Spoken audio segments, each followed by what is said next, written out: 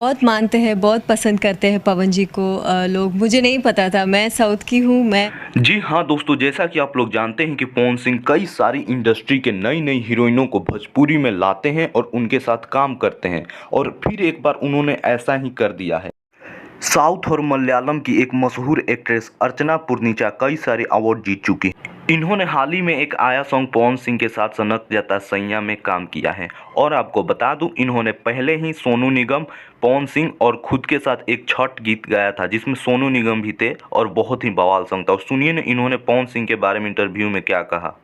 पवन सिंह जी के ऑपोजिट काम करना is very, I feel very lucky about it, क्योंकि बहुत मानते हैं, बहुत पसंद करते हैं पवन जी को लोग। मुझे नहीं पता था, मैं साउथ की हूँ। फैन फॉलोइंग मैं नहीं जानती थी। तो जब आपको क्या लगता है, पवन सिंह को ऐसे ही भोजपुरी इंडस्ट्री में अलग अलग हीरोइनों को मौका देना चाहिए या नहीं? आप लोग कमेंट करके ज़रूर बताएं। और चैनल पर नए हैं तो चैनल को सब्सक्राइब करके बेल आइकन को ऑन कर ले ताकि हर अपडेट मैं आपको देता रहूं।